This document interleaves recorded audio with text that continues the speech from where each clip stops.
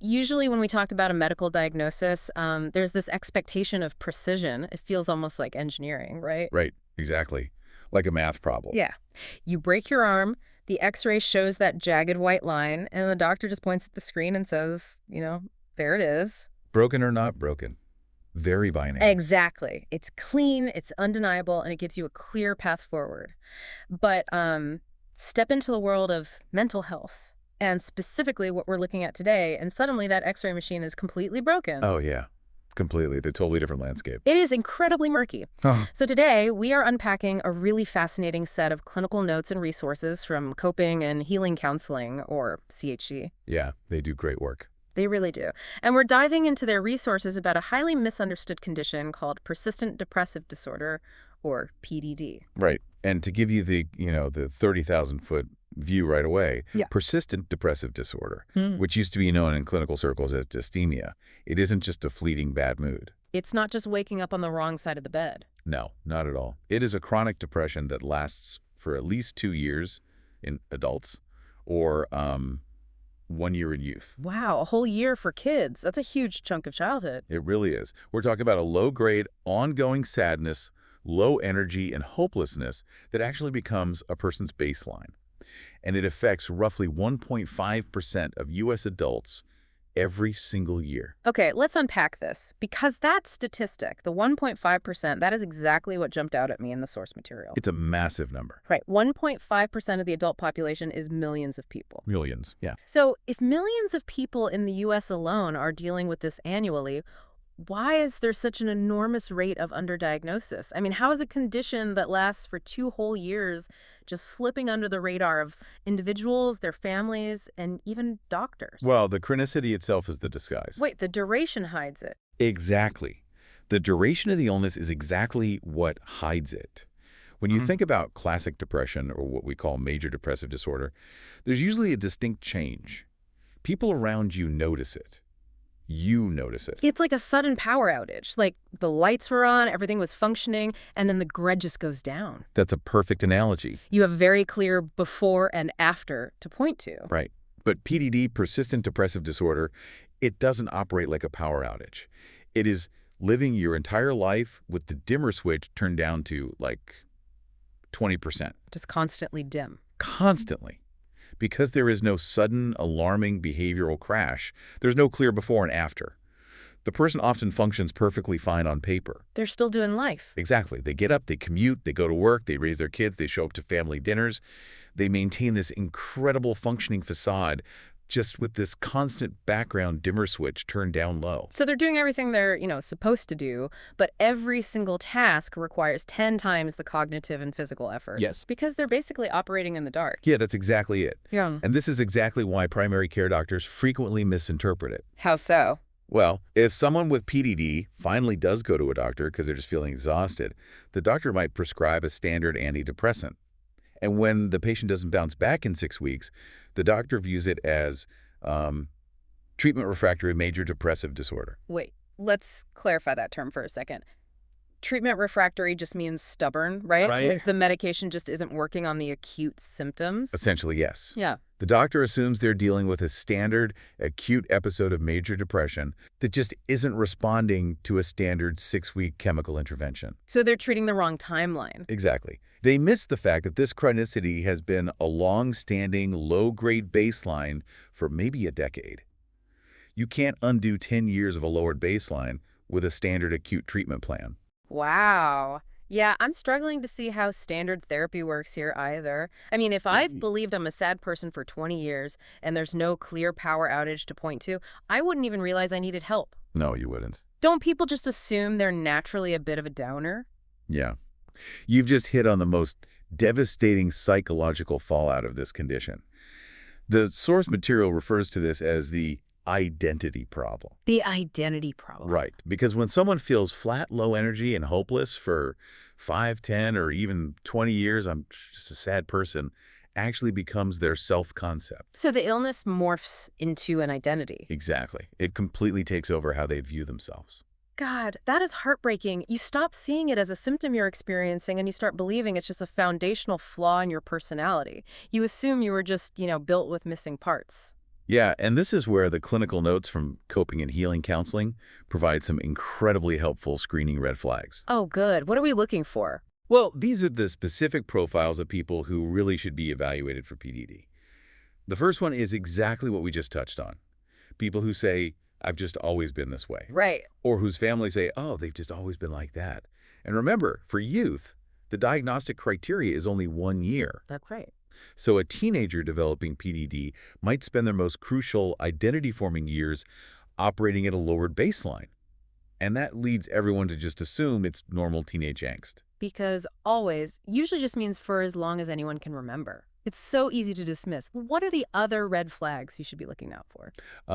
Another major profile is someone who describes themselves with words like cynical, dry, realistic, or, low maintenance. Oh, wow. Yeah, but if you were to ask them about their daily inner experience, they wouldn't say they feel grounded. They would describe feeling flat, heavy, or just muted. So they've basically rebranded their depression as a personality quirk. Yes, that's exactly what it is. Being dry or cynical sounds like a choice, or even like a comedic style. It's a defense mechanism to explain why they don't feel joy the way others do, without having to admit something is medically wrong. Spot on.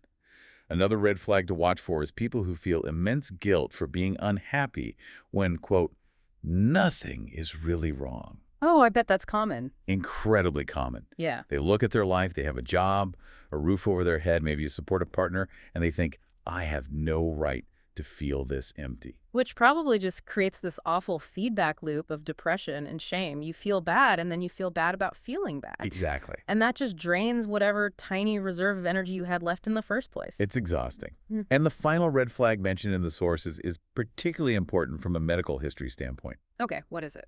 It's people who tried antidepressants briefly in the past. Huh? Perhaps they were underdosed or they just didn't stay on them long enough to see a therapeutic effect. And they simply concluded, well, medications just don't work for me. This is just who I am. Oh, that makes so much sense.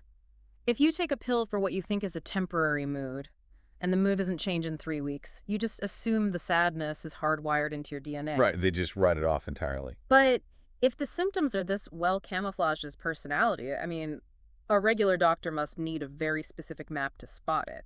What is the actual clinical threshold that separates I have a pessimistic personality from you have a diagnosable chronic illness? Well, the clinical reality of PDD is very concrete in the diagnostic manual used by mental health professionals. The core criteria is experiencing a depressed mood for most of the day, for more days than not, for at least 2 years in adults. Okay, 2 years. Right. But that depressed mood alone isn't enough. The person must also experience at least 2 specific symptoms from a list. What's on the list? It includes poor appetite or overeating, insomnia or hypersomnia, which means sleeping too little or too much, low energy or fatigue, low self-esteem, poor concentration, and feelings of hopelessness. Let's look at the mechanics of those symptoms for a second, because it sounds like the body is physically breaking down, not just the emotions. It is. It's very physical. Why would chronic sadness cause hypersomnia or a complete loss of appetite? Like, what is the biology happening there? Good question. When your brain is subjected to chronic low-grade depression, it's essentially operating in a constant state of mild stress and neurochemical deficit. So it's always running on fumes. Exactly. Hypersomnia is often the brain's way of trying to power down to conserve energy because it's running on empty. And with appetite changes, your brain is just starved for dopamine. Oh, interesting. Yeah. Some people lose their appetite because the sensory reward system is blunted. Food literally stops tasting good or feeling rewarding at all. And what about overeating? Well, others overeat because their brain is desperately seeking any cheap source of dopamine it can find, like carbohydrates or sugars, to artificially manufacture a brief chemical lift. So it's the chronic mood plus 2 of those physical or cognitive symptoms fundamentally altering your biology. Yes, exactly. But how do you distinguish that from someone who just has a couple of really bad years because of, say, life circumstances, like grief or losing a job? That's where the crucial metric comes in. The 2-month rule. The 2-month rule. Okay. Yeah.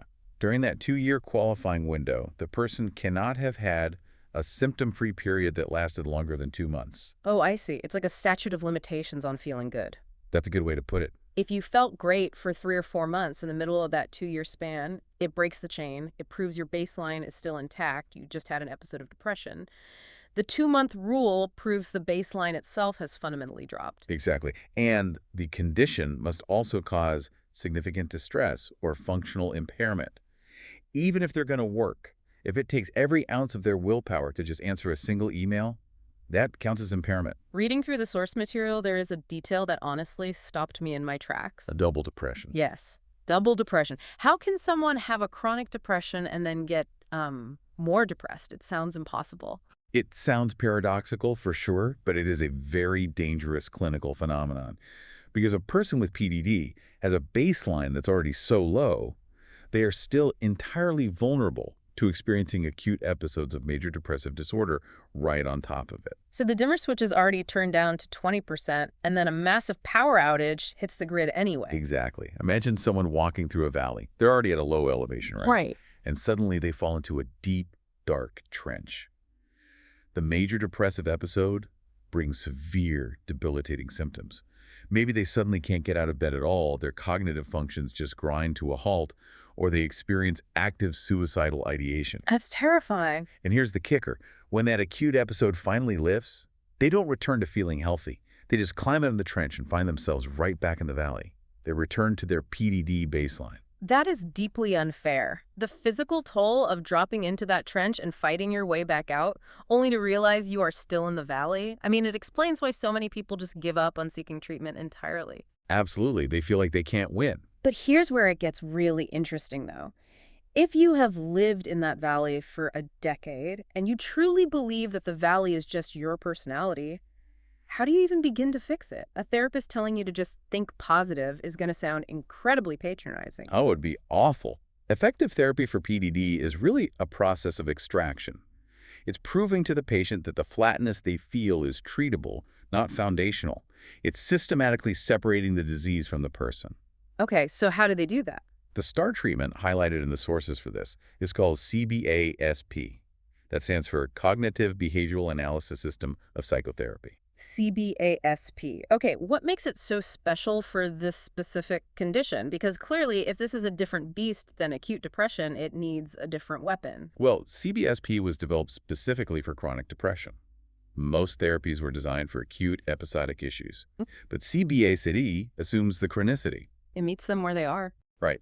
It targets what we call interpersonal cognitive distortions, the ingrained automatic ways a person with PDD interacts with others and interprets the world, Yeah. which ultimately maintains their chronic low mood. Give me a real-world example of how that works. Let's role-play this. How does an interpersonal distortion actually keep the dimmer switch turned down? Okay, let's say you, as someone with PDD, ask a friend for coffee, and your friend texts back saying they're too busy this week. Okay, pretty standard. Right. A person without depression might think, oh, they have a busy week, we'll try next week. But you have spent 10 years feeling fundamentally flawed. Your immediate automatic interpretation is, they don't value me, I am a burden, people always reject me. Wow. So I internalize a completely neutral scheduling conflict as like definitive proof of my own worthlessness. What does a CBSP therapist do in that exact moment? A CBSP therapist stops you and forces you to look at the mechanics of that interaction. They ask, what was your desired outcome? You say, to get coffee. They ask, what actually happened? You say, they were busy. Just sticking to the facts. Exactly. Then they challenge the distortion. Is there any factual evidence in that text message that says you are a burden? Right. The therapist systematically breaks down these daily micro-interactions to show you how your chronic mindset is actively coloring your reality. You learn to recognize that your interpretation is a symptom of the illness, not a reflection of reality. That's brilliant. Yeah, and CBASP shows superior outcomes over generic cognitive behavioral therapy, precisely because it focuses on these micro-interactions. It's like teaching someone to realize they're wearing sunglasses indoors. They think the room is inherently dark, but CBASP forces them to feel the frames on their face and realize the darkness is an artificial filter. I love that analogy. Yes. But CBSP isn't the only tool mentioned. The sources list a broader toolbox, including behavioral activation. Now that sounds like forcing yourself to do things even when the dimmer switch is low. How does that mechanically help? Well, behavioral activation works from the outside in. Usually your brain waits for the motivation to do an action. Like, I feel good, so I'll go for a walk. Right. But with PDD, that motivation chemical never arrives. Ever. Behavioral activation flips the script. You systematically force engagement with rewarding, mastery-building activities first, like taking a walk or calling a friend, Even when you don't want to. especially when you don't want to. The action happens first, and the brain's reward centers are forced to wake up and produce the neurochemicals after the fact. That makes a lot of sense. And alongside that, the notes mention lifestyle changes, regulating sleep, getting consistent exercise, forcing social connection, and getting sunlight exposure. We can never escape the biological basics, right? Never. Biology is always the foundation. But what about medication? You mentioned earlier that people often give up on antidepressants. Pharmacotherapy plays a massive role. The notes highlight SSRIs and SNRIs. Wait, before we move on, what exactly is an SNRI doing in the brain that gives a patient a lift? Like, how is it mechanically changing their energy levels? For sure. And SNRI stands for serotonin norepinephrine reuptake inhibitor. In a healthy brain, neurotransmitters like serotonin and norepinephrine act as messengers. They carry signals of mood and energy between nerve cells. Once the message is delivered, the brain vacuums them back up. To keep things balanced. Right. But in a depressed brain, that system is inefficient. An SNRI essentially blocks the vacuum. It keeps those chemicals circulating in the synaptic cleft longer. This physically gives the brain the chemical scaffolding it needs to feel energy and regulate mood. So it's basically putting actual fuel in the tank. Yes, and the critical takeaway from the data is that a combination of medication plus psychotherapy, specifically CBASP, often significantly outperforms either approach alone. Oh, so they work together. Exactly. The medication gives the brain the neurochemical lift, the physical energy required, so the patient can actually engage in the exhausting cognitive work of therapy. So, what does this all mean for you, the person listening right now? Knowing that this incredibly specific, targeted treatment exists is fantastic. But getting into a room, or a virtual room, with a specialist who understands the difference between acute depression and chronic PDD is really where the rubber meets the road. Accessibility is the highest hurdle in mental health care, bar none. Absolutely. Think about the cognitive load of PDD. When your energy is constantly at a 2 out of 10, fighting with out-of-network insurance claims, or driving 45 minutes in traffic to sit in a waiting room is literally impossible. Yeah, you just give up before you even start. Exactly. The friction of the healthcare system acts as a barrier that reinforces the symptoms of the disease. Which is why the model used by Coping and Healing Counseling, or CHC, isn't just a business model. It acts as a medical intervention in itself. According to the source material, they are 100% telehealth and fully HIOPAY compliant. Right. Telehealth removes the physical friction. By being fully virtual, CHC reaches all 159 counties in Georgia. That's incredible coverage. It is. It means someone in a rural area has the exact same access to a specialist as someone living in downtown Atlanta. They also have a diverse, culturally competent team of over 15 licensed therapists. That includes clinical social workers, professional counselors, and marriage and family therapists. They treat teens from 13 and up, all the way through adults, offering individual, couples, and family therapy. Yeah, they really cover all the bases. But the most significant barrier they dismantle is the financial one. Because chronic conditions require sustained treatment, right? You cannot unravel 20 years of an ingrained identity problem in 3 sessions. The care must be sustainable. And their insurance model is built for that sustainability. For individuals on Medicaid, there is a $0 copay. Wow. $0 to start dismantling years of chronic depression. And for those with commercial insurance, and they accept major plans like Aetna, Cigna, Blue Cross Blue Shield, United Healthcare, and Humana, the out-of-pocket cost typically runs just $10 to $40 a session. That is so rare. It makes it possible to actually commit to the long-term process of CBASP without going into serious debt. If anything we have talked about today resonates with you or sounds like someone you love, we really want to make sure you have the factual information to take action. If you are in Georgia, you can visit their team online at chiptherapy-dot.com. That is ch-c-therapy-com. Or you can call them directly at 404-832-0102. And remember, you do not have to have all the answers or the perfect vocabulary before you make that call. The clinician's entire job is to help you figure out the map. Absolutely. To bring this all together, the core takeaway from these clinical notes is this. Your personality is not your depression.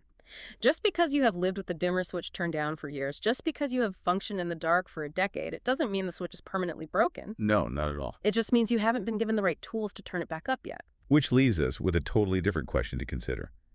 We spend so much time focusing on the individual toll of this illness, but consider the macro scale. What do you mean?